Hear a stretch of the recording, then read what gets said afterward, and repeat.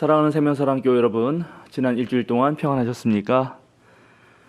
오늘 온라인 예배에 참여하신 여러분 모두를 생명과 평화의 그리스도 이름으로 환영합니다. 오늘은 창조절 6째 주일입니다. 2주 동안 여러분을 뵙지 못했지만 우리 육상환 전사님의 설교와 또 지난 주일 우리 서울 북로의 온라인 연합 예배를 통해서 많은 은혜를 받으셨으리라 생각합니다. 코로나 신규 확진자는 요 며칠 사이는 두 자리 숫자를 계속 유지하고 있습니다만 방역 당국에서는 아직까지 교회에게 비대면 예배를 요청하고 있습니다. 또 저희 교회도 계속 당분간은 온라인 예배로 드리도록 하겠습니다. 어제부터 오늘까지 지금 장로 선출을 위한 공동의회가 투표하는 방식으로 진행되고 있습니다. 오늘 오후 5시까지입니다. 여러분 아직까지 참여하시지 않은 교인들 계시면 모두 참여해 주시면 고맙겠습니다. 전교인 카톡방을 통해서 알려드렸지만 지난주 중에 교회 차량이 나왔습니다. 이제 앞으로 가을에 교회 차를 가지고 또 여러분 찾아뵐 수 있는 그런 시간들이 되면 좋겠습니다. 예배처소 이전 위원회도 차분히 또 일을 진행하고 있습니다. 여러분 모두 위해서 함께 기도해 주시면 고맙겠습니다. 이제 성부, 성자, 성령의 임재를 알리는 세 번의 징홀림과 함께 하늘의 거룩한 울림이 신령과 진정으로 예배하는 여러분에게 함께 하시길 기원하며 다 함께 마음 모아 예배하겠습니다.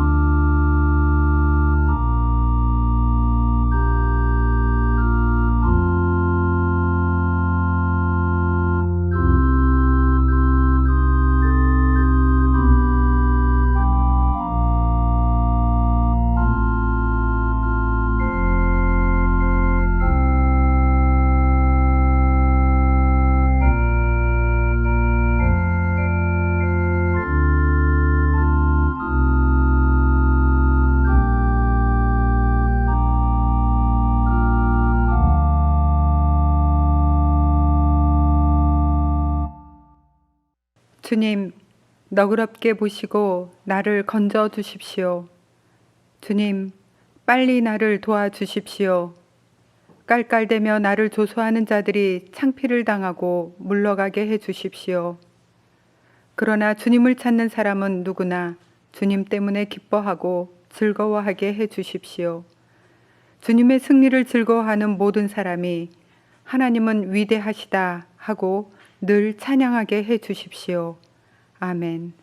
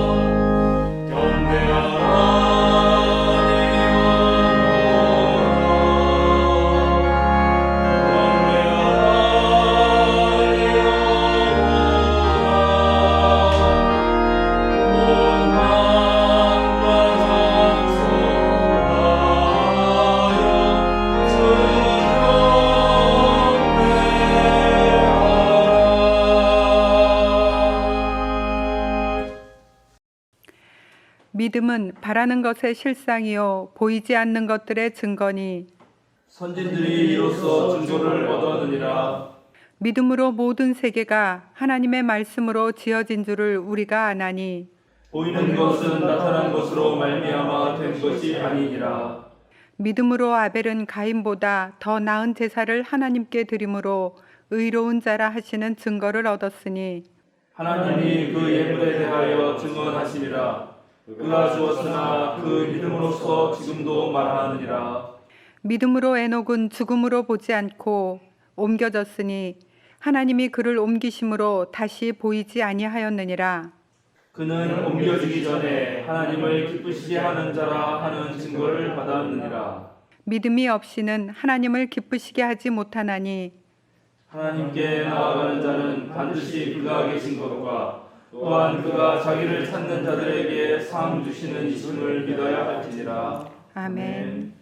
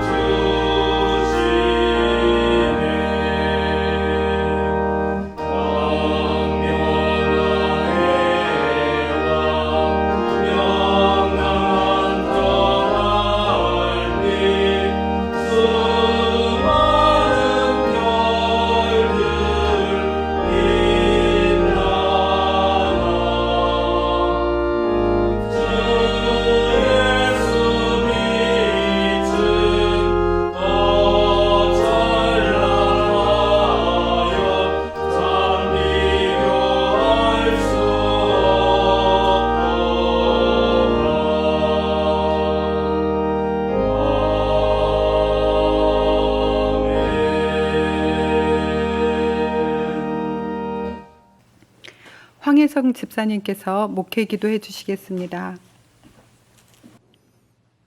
언제나 사랑과 은혜로 우리와 늘 함께 하시는 주님, 지난 한 주간도 주님의 보살핌 안에서 저희들 행복하게 지내다가 오늘 이 자리에 모여 예배드리게 하심을 감사드립니다.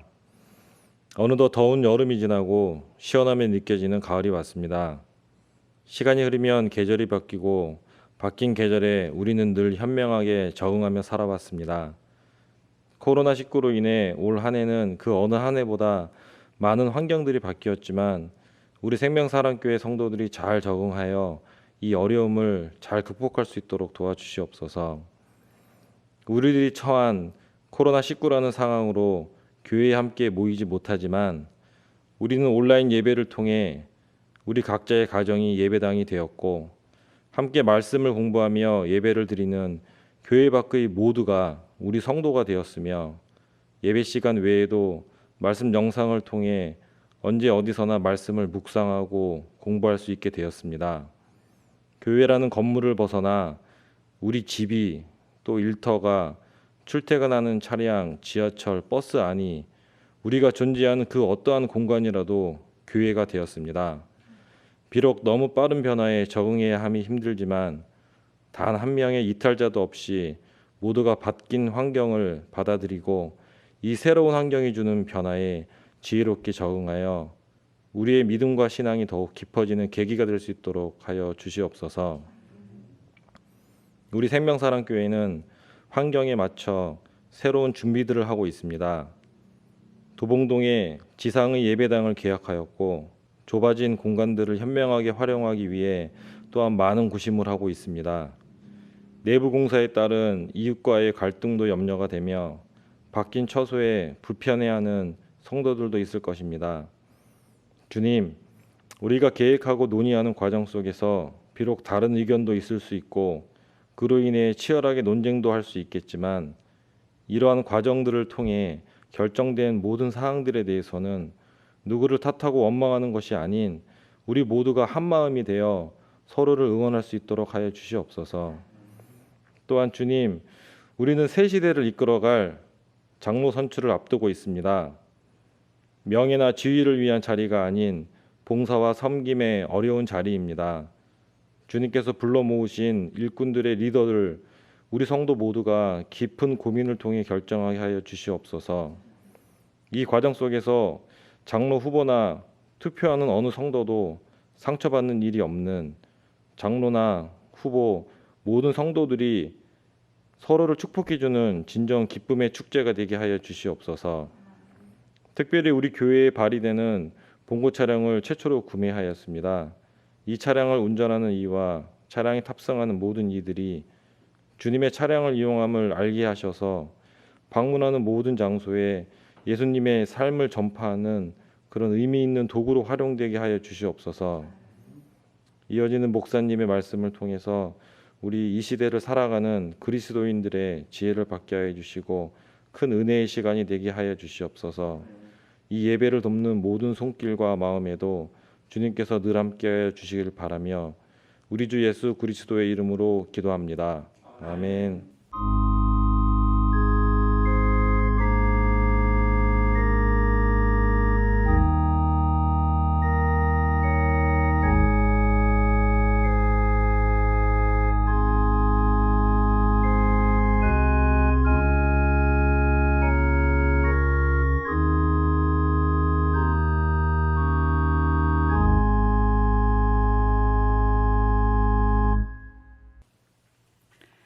오늘 우리에게 주시는 성경 말씀은 욥기 13장 20절에서 28절 말씀과 시편 97편 10절에서 12절, 누가복음서 9장 57절에서 62절 말씀입니다. 먼저 욥기의 말씀을 저와 함께 한 절씩 교독하시고 마지막 절은 함께 봉독하시겠습니다. 내가 하나님께 바라는 것은 두 가지밖에 없습니다. 그것을 들어주시면 내가 주님을 피하지 않겠습니다. 나를 치시는 그 손을 거두어 주시고 제발 내가 이렇게 두려워 떨지 않게 해주십시오. 하나님께서 먼저 말씀하시면 내가 대답하겠습니다. 그렇지 않으시면 내가 먼저 말씀드리게 해주시고 주님께서 내게 대답해 주십시오. 내가 지은 죄가 무엇입니까? 내가 무슨 잘못을 저질렀습니까? 내가 어떤 범죄에 연루되어 있습니까? 어찌하여 주님께서 나를 피하십니까? 어찌하여 주님께서 나를 원수로 여기십니까? 주님께서는 줄곧 나를 위협하시렵니까?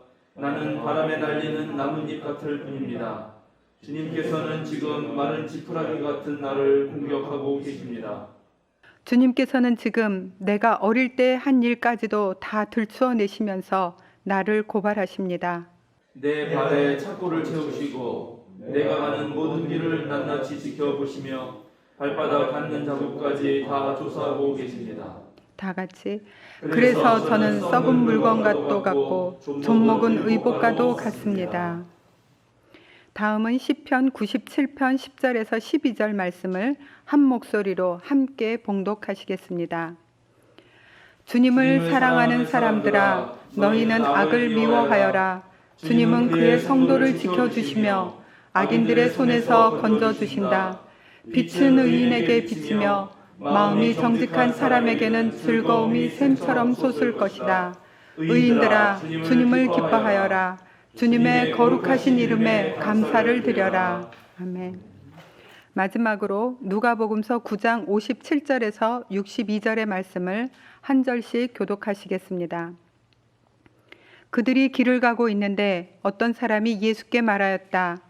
나는 선생님이 가시는 곳이면 어디든지 따라가겠습니다. 예수께서 그에게 말씀하셨다. 여우도 굴이 있고 하늘을 나는 새도 보금자리가 있으나 인자는 머리 둘 곳이 없다. 또 예수께서 다른 사람에게 나를 따라오너라 하고 말씀하셨다. 그러나 그 사람이 말하였다. 주님, 내가 먼저 가서 아버지의 장례를 치르도록 허락하여 주십시오. 그러나 예수께서는 그에게 말씀하셨다. 죽은 사람들을 장사하는 일은 죽은 사람들에게 맡겨두고 너는 가서 하나님 나라를 전파하여라. 또 다른 사람이 말하였다. 주님, 내가 주님을 따라가겠습니다. 그러나 먼저 집안 식구들에게 작별 인사를 하게 해 주십시오. 예수께서는 그에게 말씀하셨다.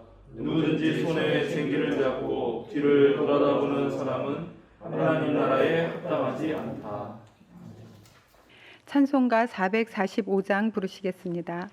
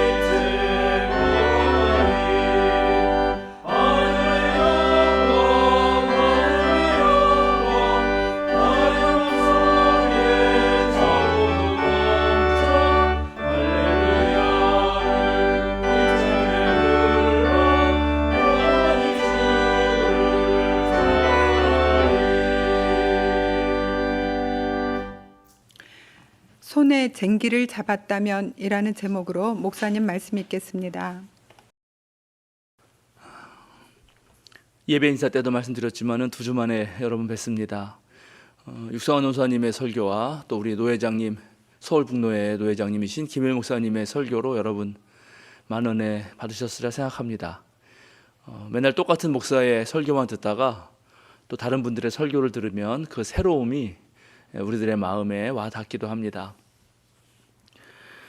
오늘 우리가 함께 읽은 이 누가복음서의 말씀을 읽는 우리에게 참 큰 충격을 줍니다.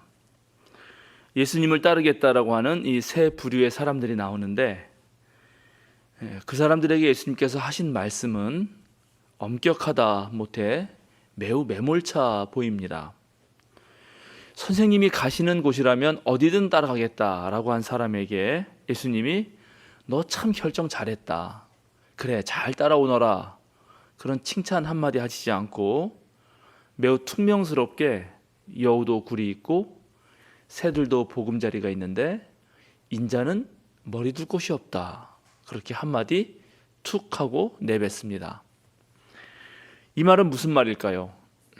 여기서 인자는 예수님께서 자기 자신을 가르칠 때 하시던 말씀이니까, 즉 자신은 어느 한 곳 안정된 곳이 없이 그저 하나님 나라 선교를 위해서 여기저기 계속 여행을 떠나야 하는 떠돌이라는 것입니다.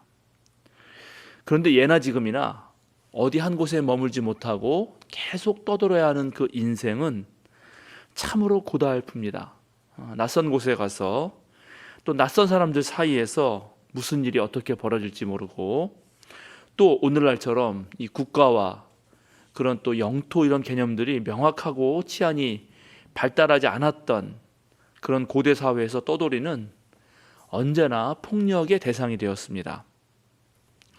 우리가 창세기에서 이미 읽었듯이 소돔과 고모라를 찾았던 두 천사가 그 동네 사람들에게 집단 성폭행을 당할 뻔한 그 사건을 기억하시죠? 한 곳에 뿌리를 내리지 못하고 계속 떠돌아다녀야 하는 그 인생은 가시밭길이 뻔합니다. 선생님이 가시는 곳이면 어디든지 따라가겠다는 이에게 예수님은 내가 진정 나를 따라서 그 험한 가시밭길을 갈 수 있겠느냐 하고 되물었던 것입니다. 두 번째 사람은 사실 본인이 따를 생각이 없었는데 예수님이 먼저 너는 나를 따라오너라 이렇게 명령을 내리십니다. 그러자 그 사람이 대답을 하죠. 주님, 내가 먼저 가서 아버지의 장례를 치르도록 허락해 주십시오. 이 사람은 안 따르겠다는 것이 아닙니다. 따르긴 따르겠는데, 그런데 일륜지 대사인 부모님의 장례를 먼저 치르고 따르겠다는 것입니다. 이런 상시적인 요청에도 예수님의 대답은 매몰차기만 합니다. 죽은 사람들을 장사하는 일은 죽은 사람들에게 맡겨두고 너는 가서 하나님 나라를 전파하여라. 이 사람이 예수님을 따랐을까요? 만약에 여러분들이 이 사람과 같은 그런 상황이었다면 여러분은 예수님을 따르겠습니까?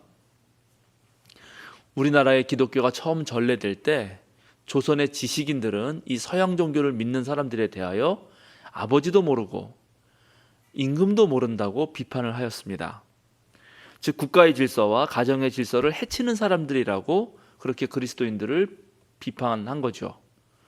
그런데 오늘 이 예수님의 태도와 말씀을 보면 그런 선비들의 비판이 아주 합당해 보입니다. 자, 이제 세 번째 사람이 등장합니다. 이 사람도 첫 번째 사람처럼 스스로 의지를 발동해서 예수님을 따르겠다는 사람입니다.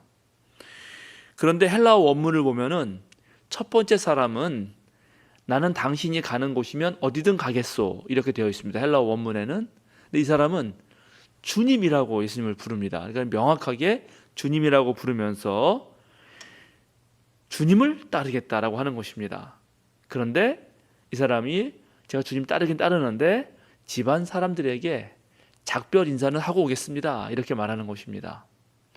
근데 이 장면은 우리가 익히 잘 알고 있는 그 위대한 선지자였던, 위대한 예언자였던 엘리야를 따라갔던 그 엘리사의 이야기를 떠오르게 합니다. 엘리야가 길을 지나가는데요. 그때 마침 엘리사가 분홍의 아들이었는데 12겨릿소를 끌고 밭을 갈고 있었습니다. 그때 마침 엘리야가 저 엘리사를 보고 한눈에 알아챘죠.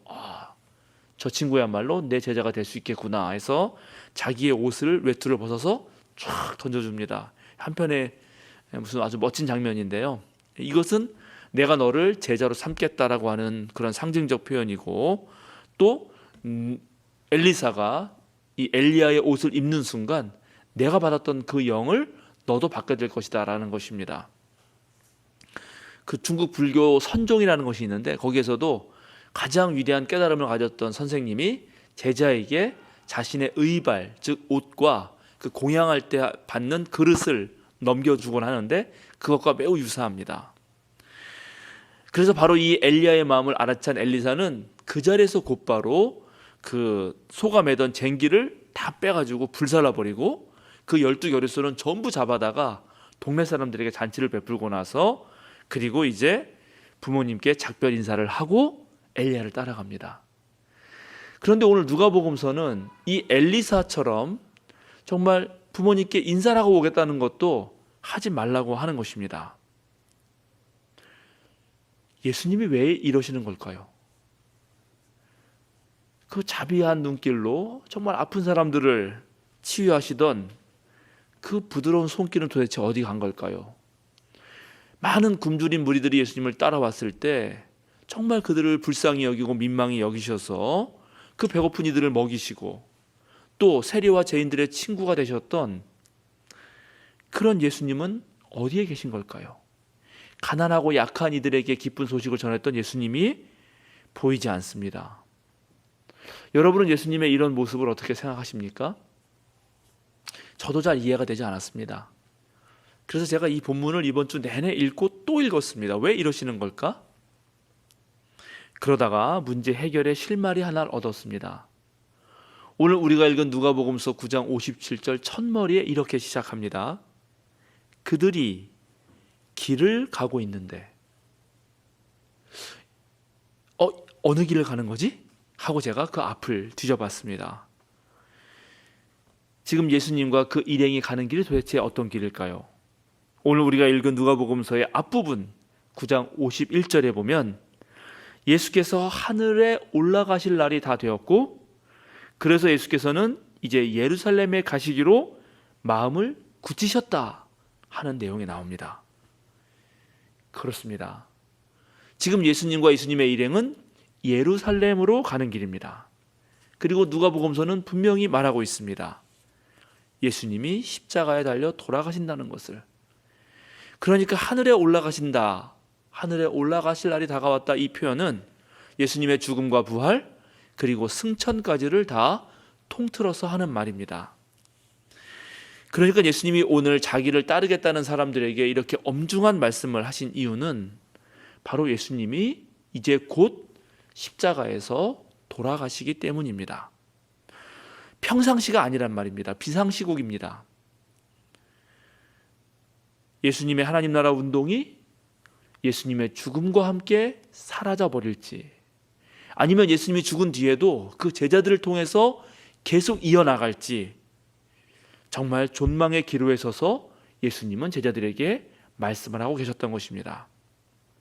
그리고 바로 오늘 이 본문에 이어지는 본문은 예수님이 70명을 세상에 파송하시면서 하는 말씀들이 나옵니다. 추수할 것은 많은데 일꾼은 적구나. 예수님의 심정이 가득 담긴 말이죠. 자, 평상시가 아니라 비상시국이라고 생각하시면서 오늘 누가복음서의 말씀을 다시 한번 여러분 생각해 봅시다. 첫 번째 사람이 과감하게 나가서 나는 당신이 가는 곳이라면 어디든 따라가겠소라고 말했을 때 이 사람은 어떤 생각으로 말한 것일까요? 예수님이 가시는 길이 십자가의 길인 걸 알았을까요? 몰랐을까요? 그 길을 알고 따라가겠다고 한 것일까요? 아니면 예수님이 이전에 베풀었던 그 놀라운 기적과 그리고 권위 있는 말씀을 듣고 예수님을 따라간다고 했을까요? 전 후자라고 생각합니다. 예수님이 이제 예루살렘으로 가신다고 하니까 갈릴리에서 베풀었던 그 온갖 기적을 예루살렘에서도 베푸실 것이고, 그러면 분명히 거기서 높은 자리에 오르실 텐데 그때 나도 한 자리를 차지하겠다? 그런 생각을 한 건 아닐까요? 그런데 예수님을 따랐던 그 많은 무리 가운데, 그리고 심지어 제자들 가운데서도 실제로 예수님의 십자가 곁을 지킨 사람은 매우 소수였습니다. 영광과 승리를 기대한 사람들은 예수님의 십자가 죽음에서 모두 실망했고 매우 두려워했고 떨리는 마음으로 모두 예수님을 피해서 도망가 버렸습니다. 저는 오늘 이 첫 사람의 모습에서 우리 한국 교인들의 단면을 보게 됩니다. 지금 900만이 넘는 한국 교인들은 예수님의 무엇을 보고 교회를 나오게 된 것일까요? 지금 한국 대형 교회들이 추구한 것은 과연 여러분 무엇일까요? 그렇게 큰 건물을 짓고 그 엄청난 돈을 쏟아 부은 그 사람들이 과연 머리 하나 둘 곳 없는 그런 인자를 따라갈까요? 그렇게 엄청난 건물을 지어대면서 그거 다 버리고 나를 따라와라 했을 때 과연 가겠습니까? 자, 우리 생명사랑교회도 마찬가지입니다. 우리는 이 어려움 속에서도 착실히 성장해서 비록 작지만 아주 작은 소유의 공간을 마련했습니다. 그리고 교회 차량도 구입했습니다. 그런데 우리가 이런 모든 과정이 그저 머물러 안주하거나 또 우리의 몸집만 불리려고 하는 그런 욕망의 산물이라면 예수님은 오늘도 우리를 꾸중하실 것입니다. 우리는 언제든 떠날 준비, 언제든 머리 두실 곳 없는 예수님을 따라갈 준비를 해야 합니다. 새 예배처소에 이사 가기도 전에 아직 인테리어조차도 시작하지 않았는데 이렇게 말하는 한문동 목사가 너무 야속한 거 아닌가 여러분 생각할지 모르지만, 그러나 우리가 진정으로 하나님 만나는 곳은 광야라는 사실을 여러분 기억하시기 바랍니다.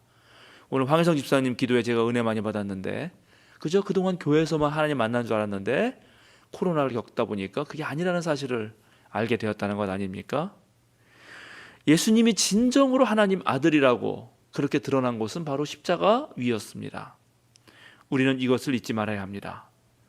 교회가 그 사실을 잊는 순간 타락하게 되는 것입니다.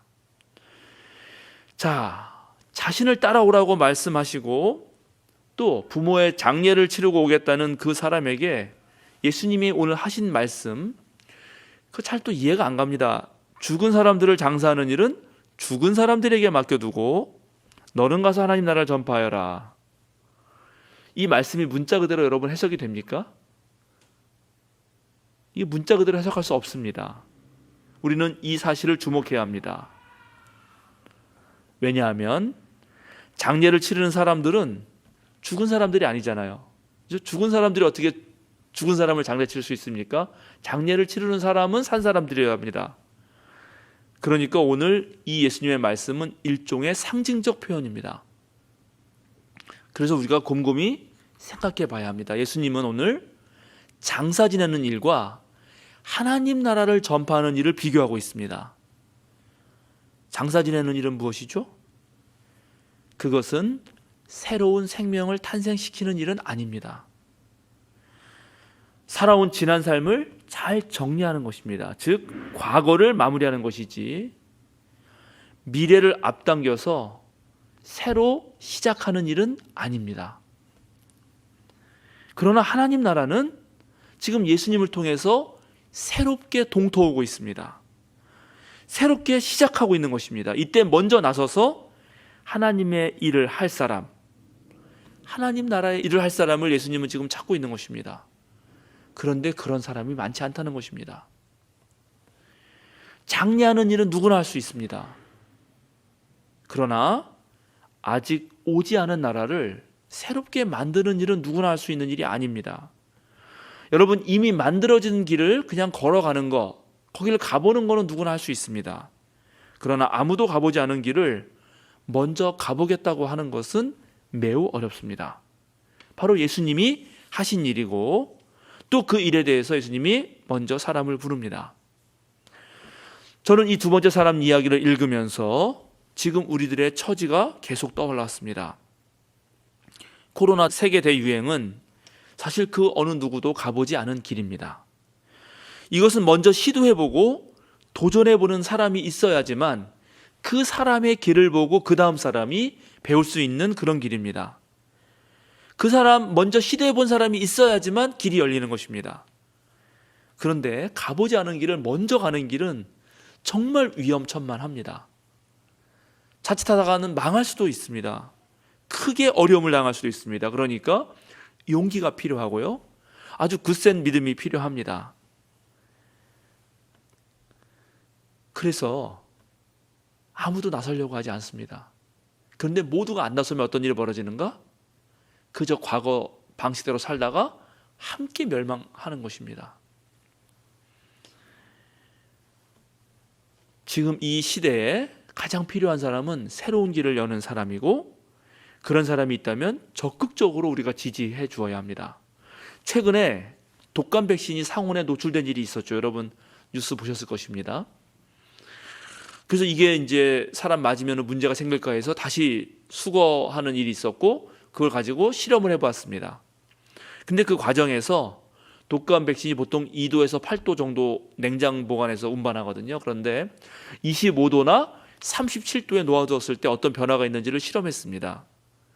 그런데 놀랍게 요번에 그걸 운반하던 그 회사가 신성약품인데, 신성약품이 공급한 8개 품목 중 모두 25도에서 24시간 이상 품질을 유지했습니다.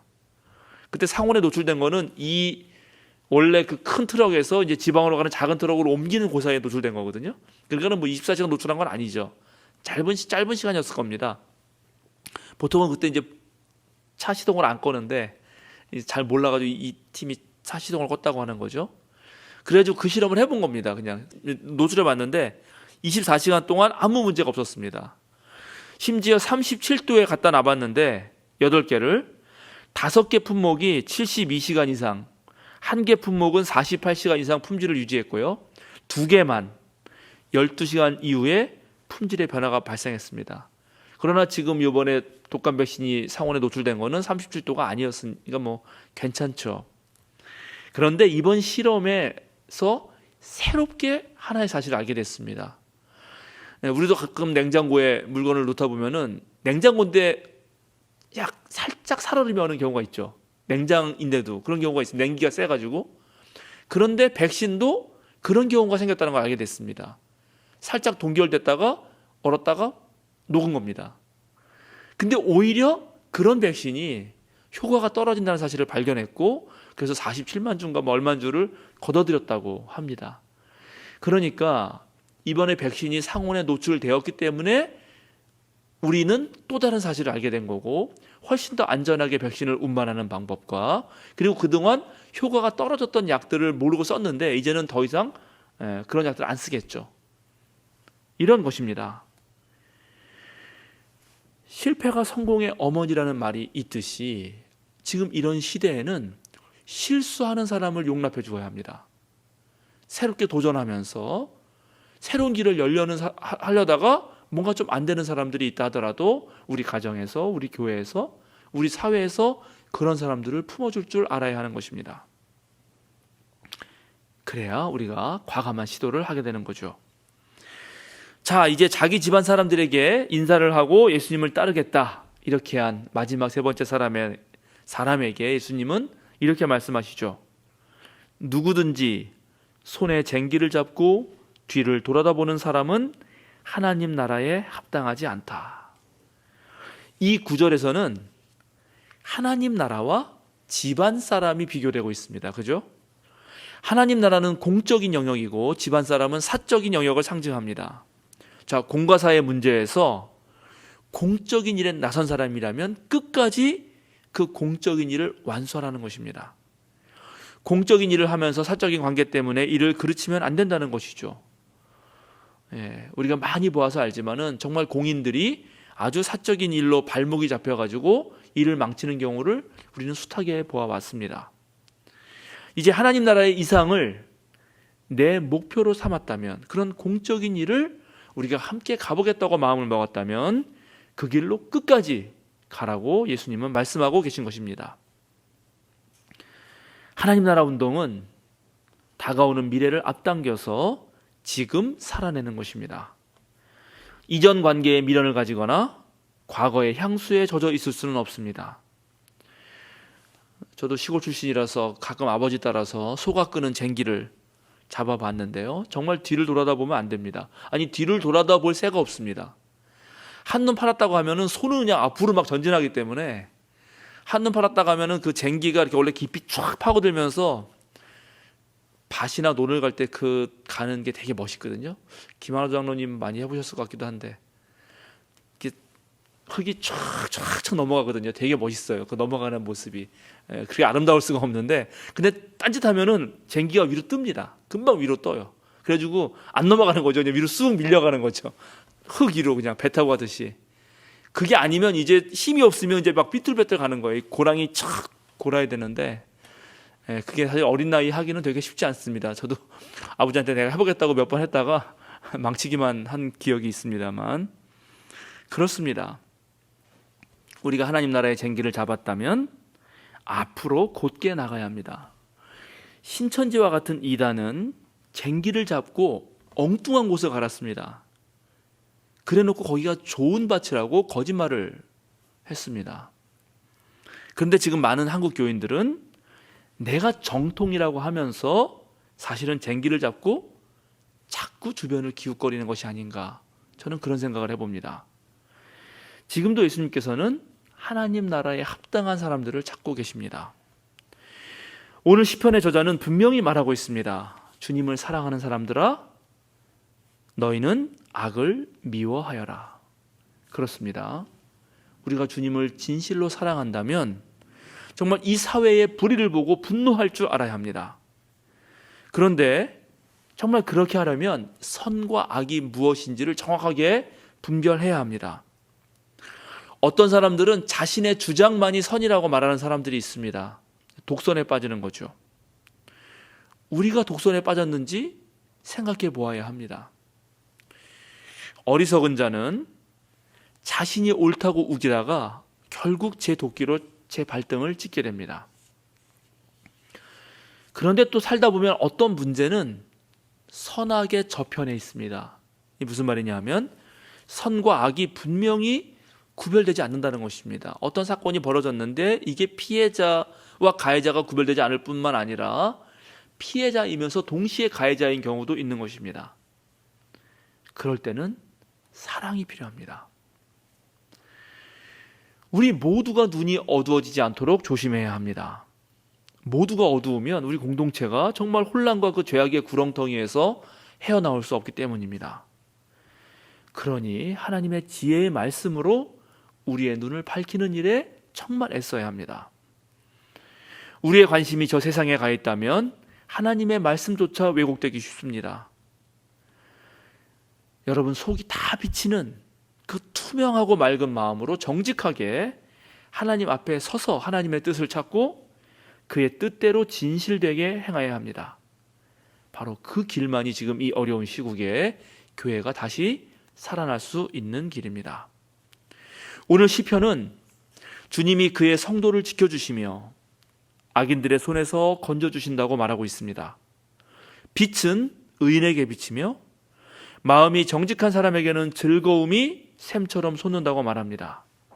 그래서 의인들은 기뻐하고 주님의 거룩하신 이름에 감사를 드리라고 합니다. 그렇습니다. 대개는 이 말씀이 아주 옳습니다. 아멘입니다. 그런데 그렇지 않을 때도 있습니다. 인생을 살다 보면 주님이 그의 성도를 버린 것 같은 느낌이 들 때가 있습니다. 악인들의 손에서 건짐을 받지 못하고 이유를 알 수 없는 고난이 연속해서 찾아올 때가 있습니다. 바로 오늘 우리가 읽은 이 욥이라고 하는 사람이 경험한 것입니다. 그럴 때 정말 어떻게 해야 될까요? 도저히 주님을 기뻐할 수 없을 때, 주님의 거룩한 이름에 감사를 드릴 수 없을 때, 그때 어쩌면 좋을까요? 주님께서 저를 목회자로 부르시고 또 우리 생명사랑교회 담임 목사로 불러주셨을 때 정말 저는 단단한 각오를 하고 왔습니다. 야, 이게 정말 주님의 뜻이구나. 주님이 불러주셨으니까 분명한 뜻이 있겠지. 지난 4, 5년 제가 목회를 하면서 이게 첫 담임 목회고 저도 실수가 많겠죠. 여러분도 강영선 목사님 계시지만 생명사랑교회에서는 어쨌든 첫 담임 목회자입니다. 꽤 힘든 일도 있었습니다. 가장 제가 힘들었던 거 하나는 큰아이가 5학년 때 왔는데 이게 완전 촌놈이라서 서울학교에 적응하지 못할 때, 그 부모로서 한 중학교 1학년 정도까지 힘들었던 것 같은데 한 2년 견디기가 참 쉽지 않았습니다. 또 이제 2년마다 이사를 가게 됐는데 꼭 이사 가면 가는 곳마다 이 속을 뒤집어 놓는 사건들이 생겼습니다.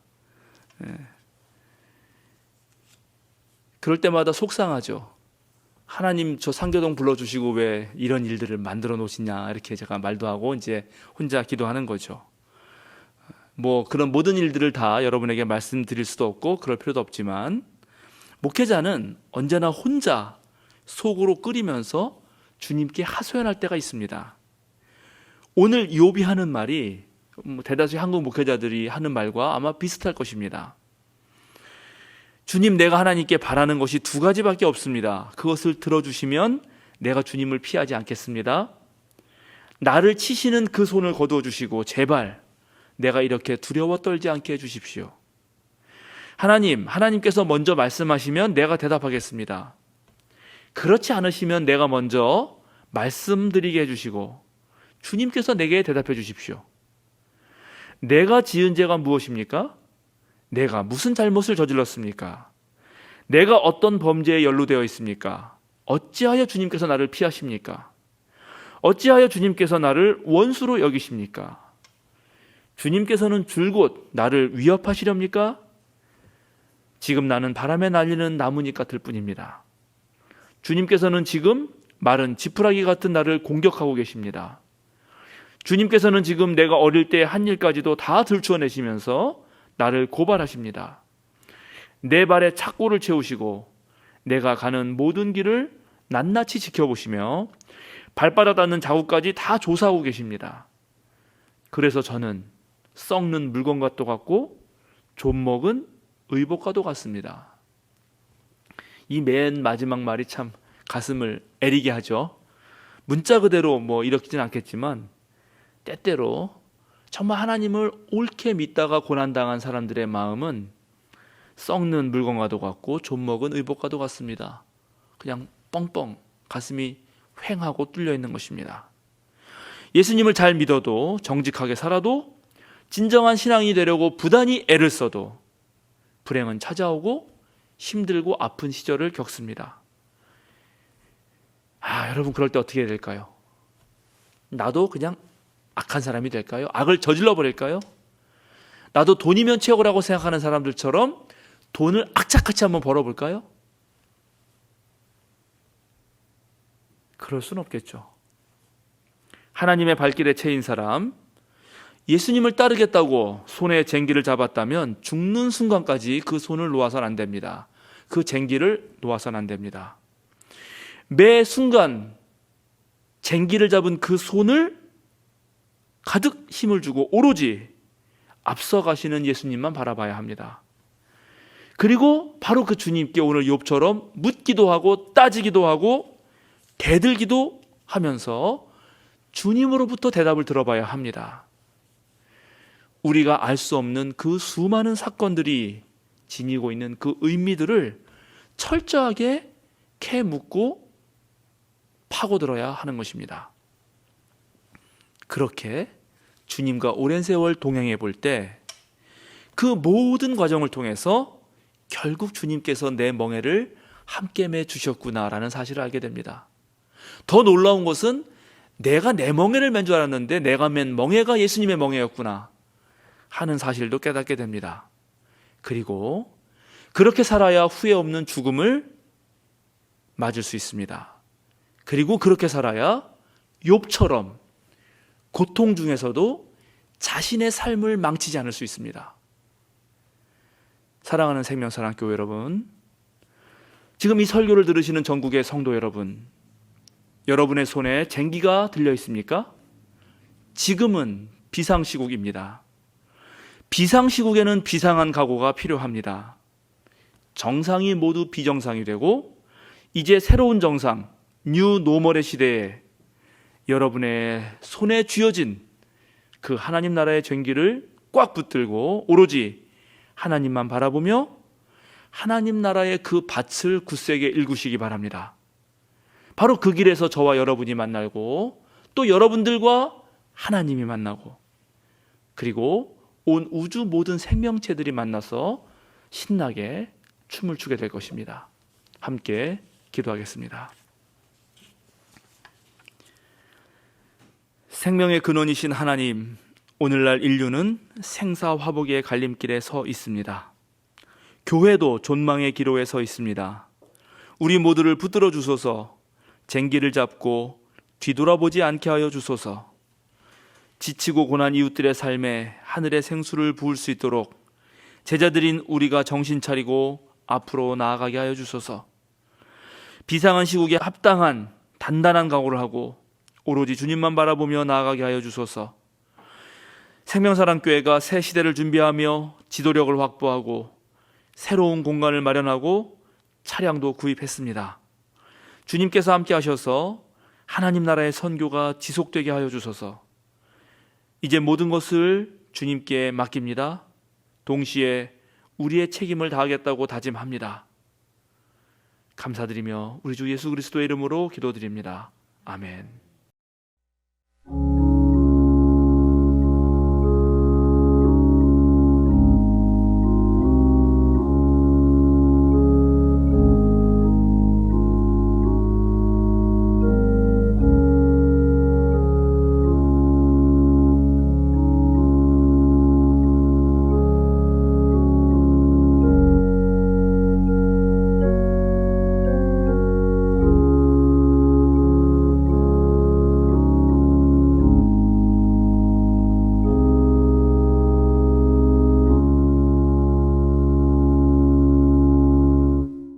사도신경으로 우리의 신앙을 함께 고백합니다. 나는 전능하신 아버지 하나님, 천지의 성도들을 믿습니다. 나는 그의 유일하신 아들 우리 주 예수 그리스도를 믿습니다. 그는 성령으로 잉태되어 동정녀 마리아에게서 나시고 본디오 빌라도에게 고난을 받아 십자가에 못 박혀 죽으시고 장사된 지 사흘 만에 죽은 자 가운데서 다시 살아나셨으며 하늘에 오르시어 전능하신 아버지 하나님 우편에 앉아 계시다가 거기로부터 살아있는 자와 죽은 자를 심판하러 오십니다. 나는 성령을 믿으며 거룩한 공교회와 성도의 교제와 죄를 용서받는 것과 몸의 부활과 영생을 믿습니다. 아멘. 함께 찬송 440장 어디든지 예수 나를 이끌면 함께 하시겠습니다.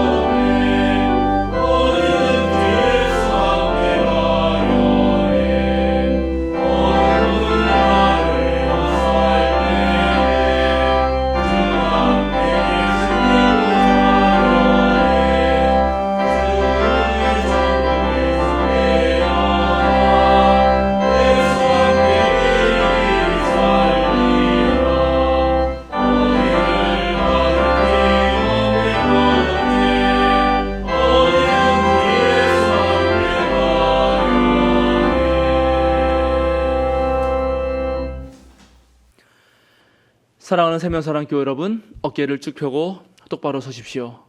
세상으로 힘차게 그리고 당당하게 나아가십시오. 자유인으로 사십시오. 한눈 팔지 맙시다. 우리가 손에 쟁기를 쥐었다면 끝까지 굳게 붙잡고 앞으로만 전진합시다. 축도하겠습니다. 이제는 우리 주 예수 그리스도의 은혜와 하나님의 무한하신 사랑과 성령님의 거룩한 친교가 뉴 노멀 시대의 새로운 신앙을 갖고 가는 우리 생명사랑 교우들과 지금 이 시간 함께 예배하는 모든 성도들 위해 지금부터 영원토록 함께 하시기를 간절히 축원하옵나이다. 아멘.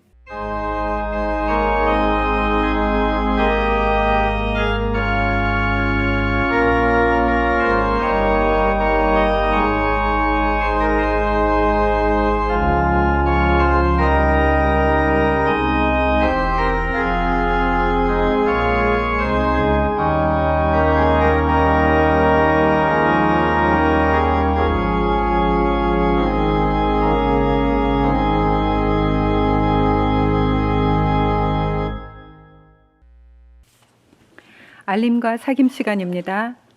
오늘은 창조절 6째 주일입니다. 코로나19 상황이 안정될 때까지 정부 지침에 따라 온라인 예배로만 드립니다. 생명사랑 배움반을 비롯한 모든 소모임은 당분간 휴강합니다. 재개 시점은 추후에 안내하겠습니다. 어제 오늘 장로 선출을 위한 공동의회를 투표 방식으로 진행 중입니다. 오늘 오후 5시까지 교회에 오셔서 투표를 해주시기 바랍니다. 총 선거인은 88명입니다. 45명 이상이 투표에 참여해 주셔야 공동의회가 개회 성수가 됩니다. 뽑는 인원은 남녀 각 1명씩 총 2명입니다. 2개의 투표용지가 제공되며 각각에는 남과 여 따로 장로 후보자 명단이 있습니다. 각각의 투표용지에 각 1명씩 투표하시면 됩니다. 강미희 전도사님은 오늘까지 휴가입니다. 어제 이소영 집사, 정정순 권사님과 이승국 집사님 따님이신 이소영 집사님과 이규호 군의 결혼식을 잘 마쳤습니다. 축하해 주신 모든 분들께 감사드립니다. 수요 기도회는 유튜브로 실시간 방송으로 진행합니다. 다음 주일은 추수감사 주일입니다. 한 해 동안 하나님이 주신 은혜에 감사하는 시간이 되시기 바랍니다. 자기 진로를 찾기 위해 노력하는 고3을 위해 기도해 주시기 바랍니다. 수시는 9월 23일부터 시작되고 수능일은 12월 3일입니다. 우리 교회에 소속되어 있는 고3 학생들은 권수경, 김동섭, 나홍민, 오형석, 오승혁, 우준원, 이동원, 황하람, 홍예빈, 최준호 총 10명입니다.